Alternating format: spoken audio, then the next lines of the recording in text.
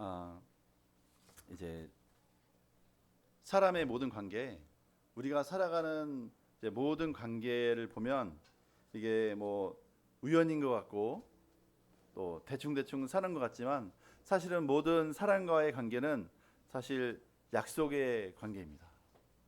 우리가 어떤 사업을 하는 것도 우리가 계약서를 쓰기도 하지만 계약서를 굳이 쓰지 않더라도 구두로 서로 간에 언약을 하기 때문에 이것은 약속의 관계인 것입니다. 서로가 신뢰가 없을 때, 서로의 신뢰가 부족할 때 계약서를 쓰는 거죠. 서로 계약서를 쓰고 또 보증인을 세우고 또 담보도 세우고 이런 식으로 이제 하는 것입니다. 그런데 서로 간에 신뢰가 있다면 서로 말만으로도 이제 말과 말을 통해서 약속을 맺는 거죠. 그래서 우리가 하는 삶의 모든 부분, 거래를 하거나 다른 사람을 만나거나 하는 것도 몇 시에 만나자 입으로 구두로 약속을 하는 거고, 또 우리가 결혼하는 것도 약속입니다. 그렇죠? 평생을 우리가 함께 하기로 하나님 앞에 언약하고 사람들 앞에 약속을 하는 것입니다. 이것이 약속이고, 그러니까 모든 사람의 한 사람 한 사람의 모든 만남이나 관계는 다 약속입니다. 더 나아가서 하나님과 우리의 관계도 약속의 관계입니다. 그래서 사람과 사람의 관계는 보통은 이제 약속이라고 하는데 하나님과 사람의 관계는 우리가 성경에서 기록된 대로 언약이라고 합니다. 구약의 이스라엘과 하나님의 관계는 언약의 관계였습니다. 그래서 이스라엘 백성을 우리는 언약의 백성이다 이렇게 말을 합니다. 그래서 이스라엘 백성을 하나님께서 세우실 때는 가장 먼저 아브라함 한 사람과 언약을 시작하셨습니다. 아브라함과의 언약이 이스라엘 백성에게 이제 놀라운 역사가 시작되게 하신 거예요. 아예 이 땅에는 이스라엘 백성이라는 백성 자체가 없었음에도 불구하고 하나님은 아브라함 한 사람하고 언약을 하셨어요. 그렇죠? 우리 창세기 15장에 보면 하나님께서 아브라함에게 이제 내 몸에서 날 자가 내 씨가 될 것이다. 그리고 내 씨를 통하여서 천하 만민이 복을 얻게 될 것이다. 이렇게 약속을 하셨고, 그 이후에 아브라함이 이 땅을 하나님께서 내 자손들이 살 수 있는 하늘의 뭇별과 같은 그 많은 내 자손들이 살 땅으로 이 가나안 땅 일대를 주신다고 말씀하셨는데, 내가 그 하나님의 말씀을 뭐로 믿겠습니까? 그렇게 하나님께 이제 따져 물었을 때 하나님께서 그래 그러면 이제 제물들을 준비해라. 암염소와 암양과 암소를 준비해라. 또 비둘기를 준비해라. 이렇게 하나님이 말씀하셨죠. 그때 아브라함이 그 제물들을 반으로 쪼개서 준비했습니다. 그때 하나님이 그 캄캄함이 임했을 때 그 밤중에 하나님께서 그 언약이란 말 자체는 이제 쪼개다 그런 뜻인데 그 사이로 쪼개진 제물 사이로 하나님이 지나가시면서 아브라함과 그 하나님과의 언약의 약속의 관계가 이제 처음으로 맺어진 거죠. 그리고 하나님은 또 그러면서 창세기 17장에서 아브라함에게 이제 할례를 하도록 할례의 언약을 명하셨습니다. 그래서 만약에 이스라엘 백성 가운데 태어난 자든지 아니면 사온 자든지 간에 할례를 하지 않으면 내 백성 가운데서 끊어지리라 이렇게 말씀하셨어요. 비록 이스라엘 백성이라고 하지만 하나님과 언약의 징표를 가지고 있지 않고 언약을 제대로 약속을 지키지 않으면 이스라엘 백성에서 끊어버리라 하나님이 이렇게 말씀하셨죠. 그래서 아브라함이 그 말씀대로 순종해서 할례를 행했습니다. 그래서 그 자손 대대로 이스라엘 백성들은 할례를 하게 됐죠. 그래서 이스라엘 백성과 아브라함과 하나님이 언약을 먼저 시작했고 그 언약을 통해서 그 아브라함의 후손이 이스라엘 백성을 이루었고 이스라엘 백성들이 하나님과 한 언약은 바로 할례의 언약이고 또 더 나아가서 출애굽기 19장에서는 십계명을 두고서 하나님 앞에 하나님의 약속의 말씀을 지키기로 그러면 하나님께서는 이스라엘 백성을 제사장 백성으로 세계에 대해서 제사장 백성으로 세우실 것이라고 하나님이 약속을 하셨습니다. 그래서 이스라엘 백성과 하나님과는 이런 언약의 관계가 있습니다. 그래서 이제 우리가 예수님을 믿고 하나님의 자녀가 되는 것은 그냥 우연히, 그리고 내가 일방적으로 선택해서 하나님과 나의 관계가 된 것이 아니라 하나님이 미리 준비해 놓으신 언약의 성취로 인해서 우리가 하나님의 백성이 되는 것입니다. 그래서 우리가 예수님을 믿는다는 것은 하나님과 우리 예수님과 사이에서 맺어진 그 피의 언약이 성취되었기 때문에 그 언약의 근거에서 우리가 하나님의 자녀가 되는 것입니다. 그래서 히브리서 9장 15절에서도 이를 인하여 그는 새 언약의 중보니 이는 첫 언약의 때에 범한 죄를 속하려고 죽으사 부르심을 입은 자로 하여금 영원한 기업의 약속을 얻게 하려 하심이니라, 이렇게 말씀하셨습니다. 예수님은 이제 새 언약의 중보가 되어 주십니다. 그래서 하나님께서는 이스라엘 백성에게 정말 거의 600년 전에, 그렇죠? 예수님이 태어나기 전 600년 전에 이런 새 언약을 말씀하셨어요. 오늘 본문 말씀이 그 말씀이죠. 본문 말씀을 다시 한번 읽어보겠습니다. 예레미야서 31장 31절 말씀, 32절 말씀을 같이 읽겠습니다. 시작. 여호와의 말씀이니라. 보라, 날이 이르리니 내가 이스라엘 집과 유다 집에 새 언약을 맺으리라. 이 언약은 내가 그들의 조상들의 손을 잡고 애굽 땅에서 인도하여 내던 날에 맺은 것과 같지 아니할 것은 내가 그들의 남편이 되었어도 그들이 내 언약을 깨뜨렸습니다. 여호와의 말씀이니라. 하나님께서는 새 언약을 예언하셨습니다. 새로운 언약을 내가 이스라엘 백성과 맺을 것이다. 왜냐하면 애굽 땅에서 그 조상들을 인도하여 낼 때 이스라엘 백성과 하나님 사이에 맺었던 언약을 이스라엘 백성이 깨뜨렸기 때문에 이제 그 옛 언약이 파기되었다. 그렇기 때문에 하나님은 이제 새롭게 언약을 맺을 것이다, 이렇게 말씀을 하셨습니다. 그런데 옛 언약은 새 언약과는 차이가 납니다. 옛 언약은 인간이 도저히 지킬 수 없는 언약이고, 새 언약은 하나님께서 모든 이스라엘 백성뿐만 아니라 모든 이방인들까지 그 새 언약을 통해서 구원을 받고 하나님의 백성으로 이 땅에서 살 수 있는 놀라운 특권과 은혜를 주시는 언약입니다. 그 새 언약. 그럼 새 언약은 어떻게 구약의 옛 언약과 새 언약은 어떻게 다른지 33절에서 말씀하고 있습니다. 33절 말씀을 같이 읽겠습니다. 시작. 그러나 그날 후에 내가 이스라엘 집과 맺을 언약은 이러하니 곧 내가 나의 법을 그들의 속에 두며 그들의 마음에 될 것이라. 여호와의 말씀이니라. 아멘. 네. 여기 전화 좀 받아주시겠어요? 지금 예배 오신 아마 물어보는 것 같아요. 네. 그 구약의 옛 언약과 새 언약의 차이는 뭐였냐면, 옛 언약은 그 마음의 그 깊은 중심을 변화시킬 수 없었던 거예요. 이스라엘 백성과 하나님과의 맺었던 언약은 마음의 속 사람을 온전히 변화시킬 수 없는 언약이었습니다.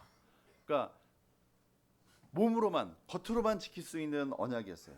그런데 하나님께서 새롭게 주신 언약은 33절에 읽었던 것처럼 내가 나의 법을 그들의 속에 두며 그들의 마음에 기록하여. 그러니까 새 언약, 옛 언약은 어디에 새겼습니까? 그 옛 언약은 바로 십계명이잖아요. 십계명은 어디에 새겼죠? 네. 모세가 준비해온, 원래는 하나님께서 준비하신 돌판에 새겼는데 모세가 이스라엘 백성이 이제 그 금송아지를 만들고 절하는 모습을 보고 너무 화가 나서 깨트려 버렸잖아요. 그래서 이번에는 그럼 내가 준비해 와라. 그래서 모세가 돌판을 다시 준비해서 가져갔을 때 하나님이 친히 하나님의 손으로 십계명을 쓰셨다고 했습니다. 근데 그 계명을 옛 언약은 돌에 쓰셨어요, 하나님이. 그런데 새 언약은 어디에 쓰신다고요? 새 언약은 우리의 마음에 기록한다고 하셨습니다. 그러니까 하나님과 이스라엘 백성의 옛 언약은 돌에 새긴 언약인데 하나님과 우리 예수 그리스도를 믿는 믿음으로 말미암아 맺게 되는 새 언약은 우리의 마음에 새기는 언약입니다. 그래서 그 결과가 뭐냐면 나는 그들의 하나님이 되고 그들은 내 백성이 될 것이라. 하나님이 이렇게 새 언약을 주신 이유는 이제 그들이 하나님의 친백성이 될 수 있는 완벽한 자격을 주시기 위해서 그렇게 하신 것입니다. 이것이 하나님께서 예수님이 태어나기 거의 600년 전에 예레미야 선지자에게 주신 새 언약에 대한 예언의 말씀이셨습니다. 그런데 하나님께서 이제 이 새 언약을 예수님을 통해서 이제 이루셨죠. 우리 마태복음 26장 말씀을 한번 찾아보겠습니다.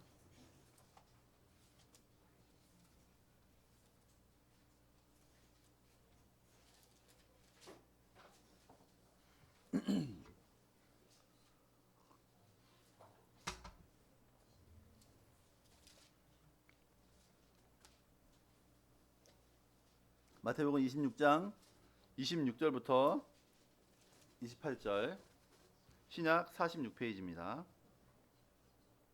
마태복음 26장 26절부터 28절을 한 절씩 그냥 같이 읽어보겠습니다. 시작.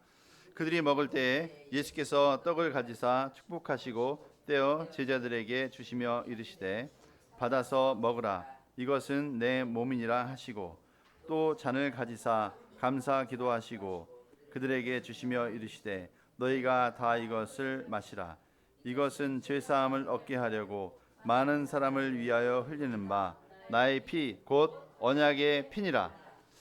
네, 아멘. 그래서 예수님이 흘리는 그 피가 그냥 우연히 흘리는 피가 아니라 많은 사람의 죄를 대속하기 위해서 흘리는 피인데 그 피는 언약의 피라고 했습니다. 그러니까 하나님과 아브라함과의 언약에서도 제물들의 피가 흘렀습니다. 그렇죠? 그리고 이스라엘 백성과 또 하나님 사이에 했던 할례 언약을 할 때도 피를 흘렸습니다. 그리고 이제 새 언약도 동일하게 그 언약은 피를 흘려야 되는데 그 언약의 피는 바로 예수님의 피였어요. 예수님의 흘린 피가 하나님과 예수님과의 사이에 언약을 성취하는 피가 됩니다. 그런데 우리가 그 예수님을 믿는 믿음으로 말미암아서 그 피가 우리에게 언약의 피가 효력이 있게 하는 거죠. 그래서 한 번 더 누가복음 22장 찾아보겠습니다. 누가복음 22장 14절부터 20절 신약 135페이지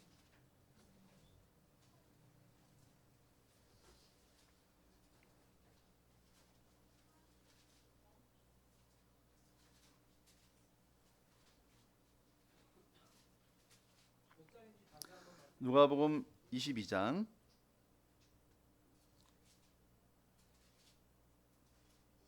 22장 14절부터 20절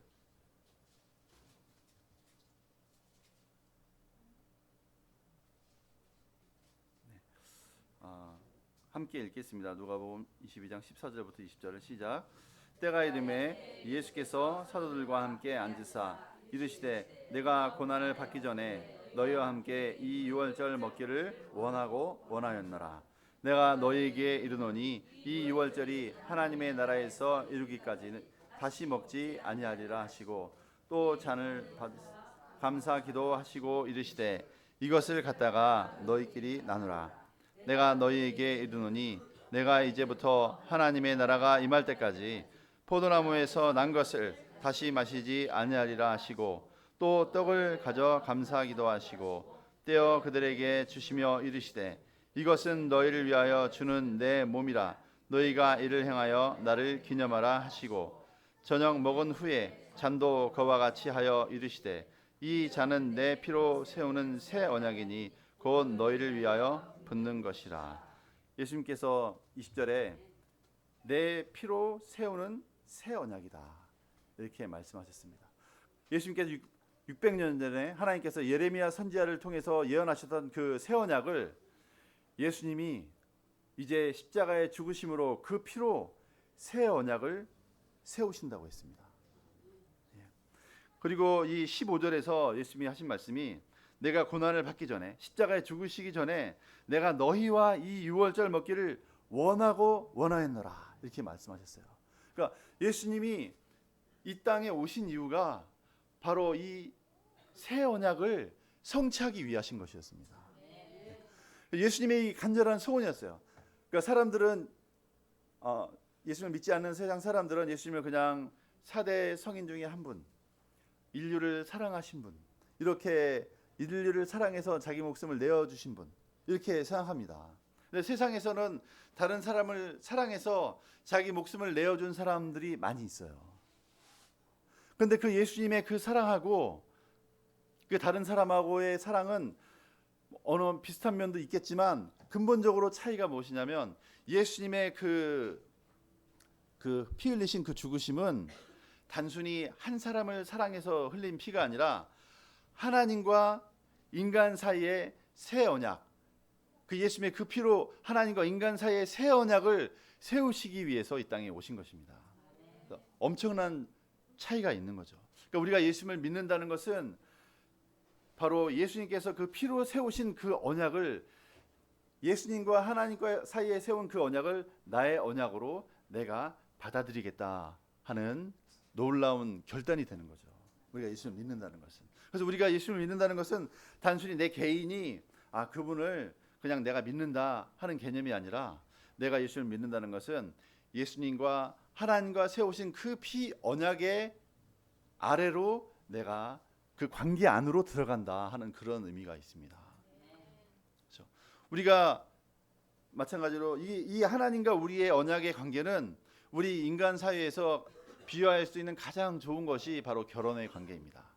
어제 이제 결혼하신 신혼 부부가 이제 이 자리에 참석하셨지만 그 언약의 관계 안으로 들어가는 거예요. 그러니까 결혼은 단순히 너와 내가 서로 사랑하기 때문에 우리가 같이 살아보자 하는 그러한 것이 아니라 이 결혼이라는 것은 언약의 관계 안으로 들어가는 거죠. 그렇죠?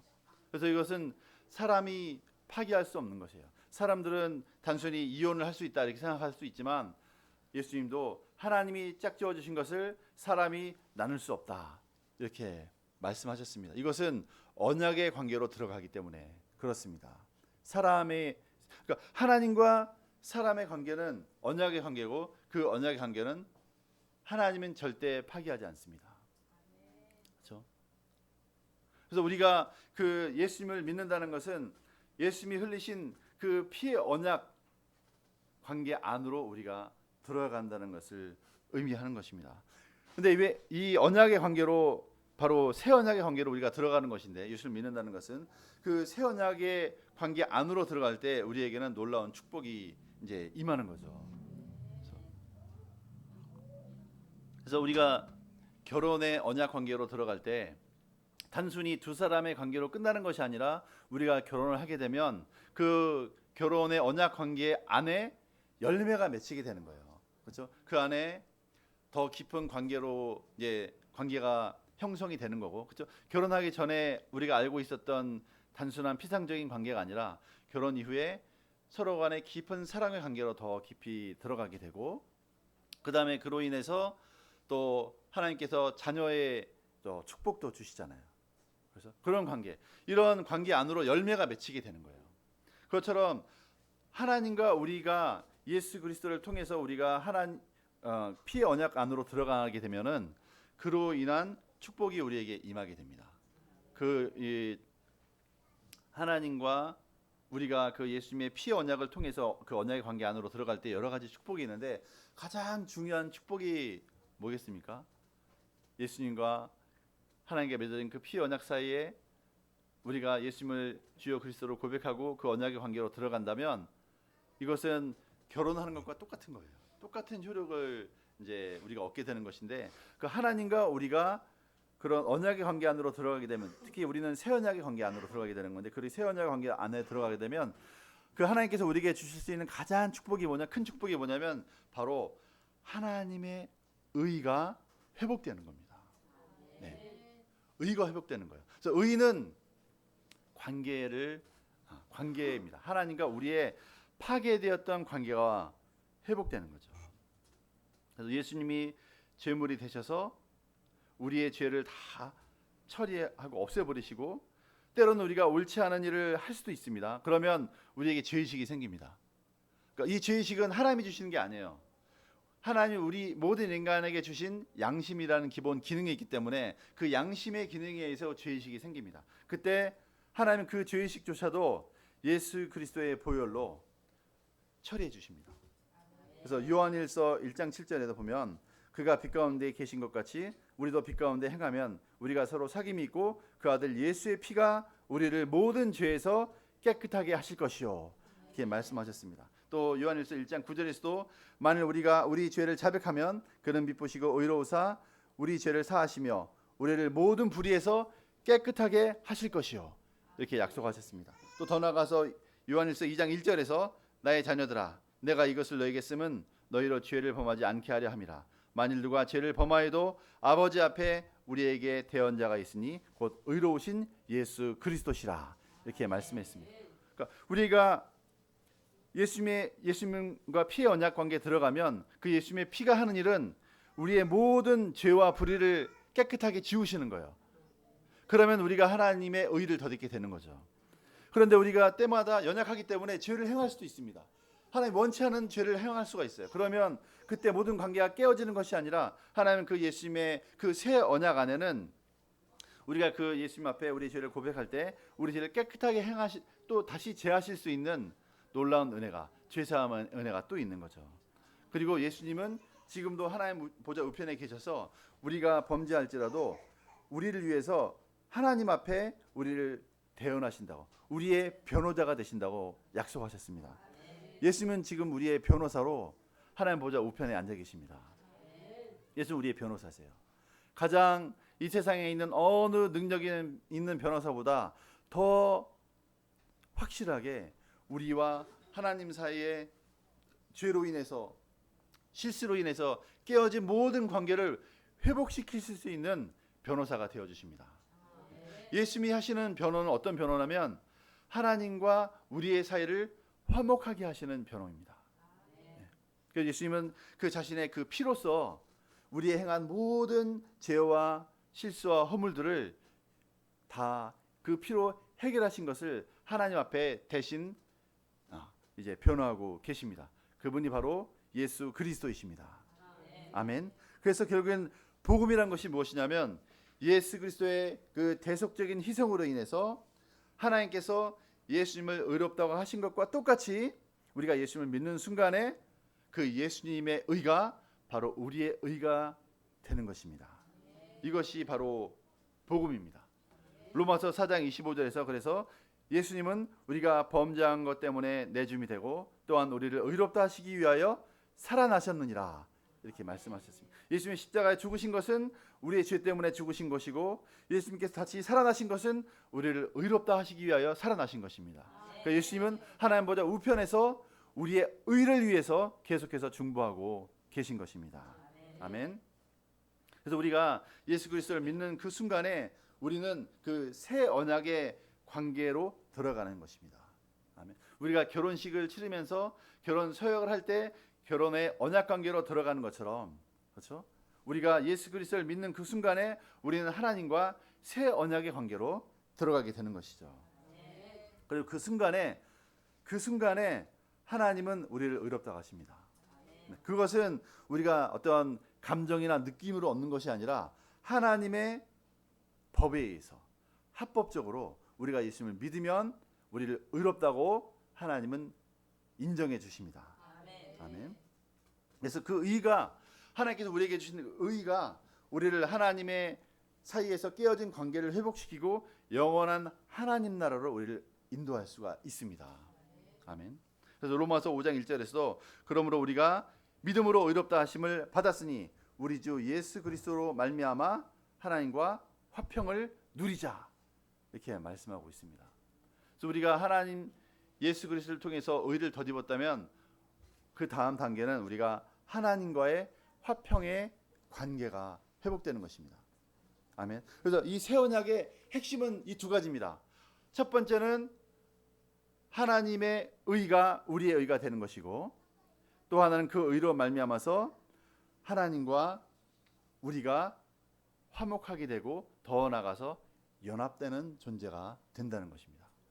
이것이 이 우리에게 주신 예수 그리스도의 그 피 언약을 통해서 우리에게 주신 가장 큰 그 복음의 핵심입니다. 복음의 핵심은 첫 번째는 그 예수 그리스도 의가 우리의 의가 되는 것이고, 그 의를 통해서 하나님과 우리의 깨어졌던 관계가 회복되고 하나님과의 연합으로 들어갈 수 있다는 것. 이것이 복음의 놀라운 축복입니다.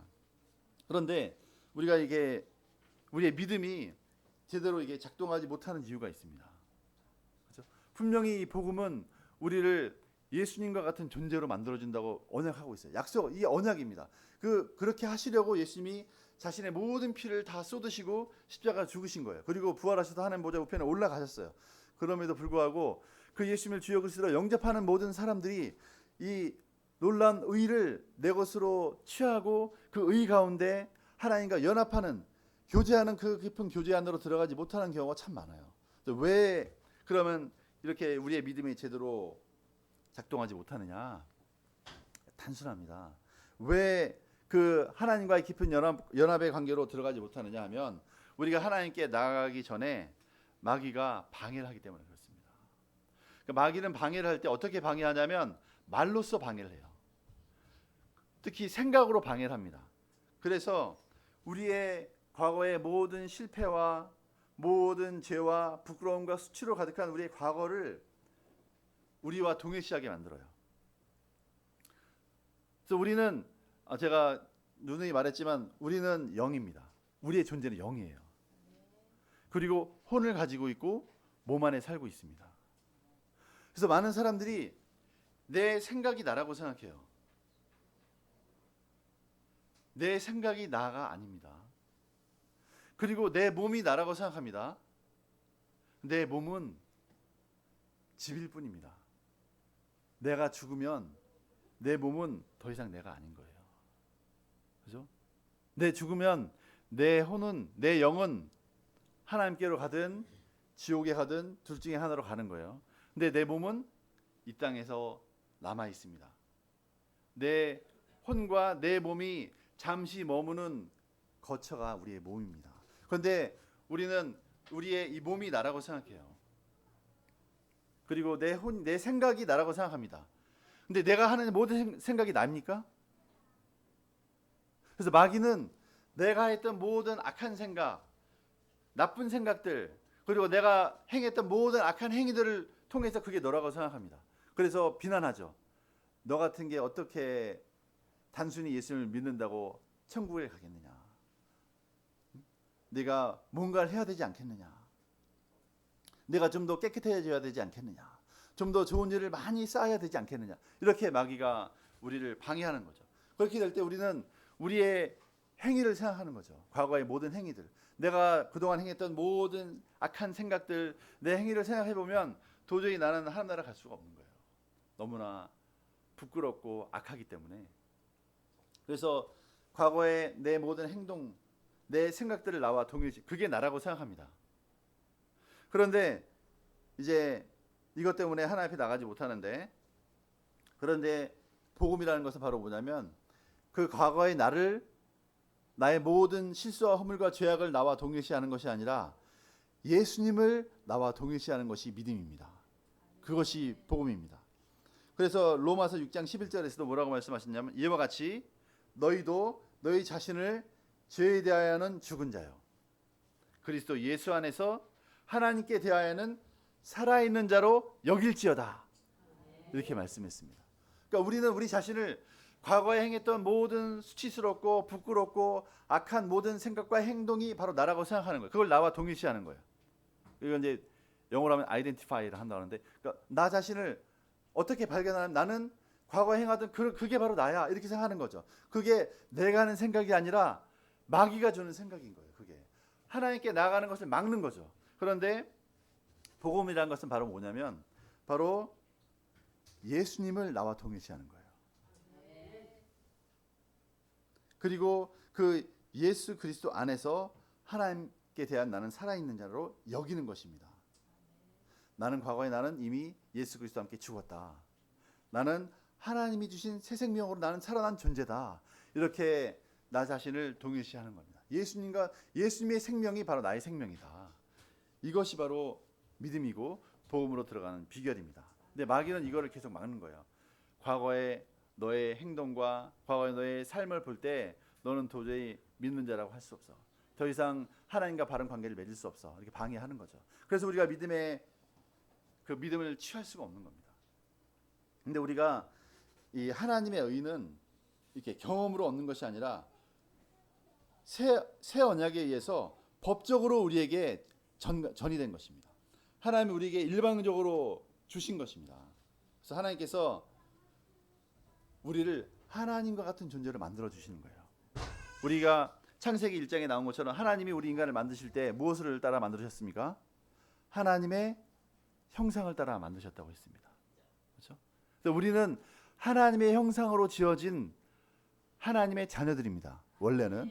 그런데 이제 마귀의 유혹으로 타락함으로 우리의 마귀의 본성을 덧입고 마귀의 종로로 타면서 죄와 또 사망의 종로를 했습니다. 그런데 하나님 이제 예수 그리스도 통한 새 언약을 통해서 우리에게 새로운 생명을 주시는 거죠. 네. 새 언약을 통해서 새로운 본성을 우리에게 주시는 거예요. 그래서 아까 예레미야서 31장에서도 읽었지만 31장 33절에서 그러나 그날 후에 내가 이스라엘 집과 맺을 언약은 이러하니 곧 내가 나의 법을 그들의 속에 두며 그들의 마음에 기록하여 나는 그들의 하나님이 되고 그들은 내 백성이 될 것이라. 하나님은 우리의 마음을 새롭게 하신다고 했습니다. 이것은 바로 뭐냐면 우리의 존재를 새롭게 하신다는 말씀입니다.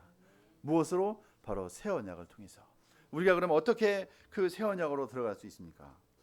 우리가 예수님의 그 새 언약으로 들어가는 것은 바로 로마서 10장 9절 10절 말씀이 그 비밀의 말씀입니다.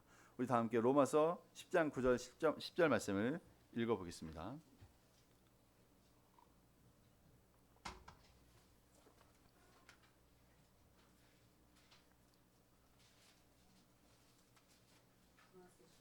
네, 10장 9절 10절 신약 253페이지 시작. 내가 만일 내 입으로 예수를 주로 시인하며 또 하나님께서 그를 죽은 자 가운데서 살리신 것을 내 마음에 믿으면 구원을 받으리라. 사람이 마음으로 믿어 의에 이르고 입으로 시인하여 구원을 이룹니다.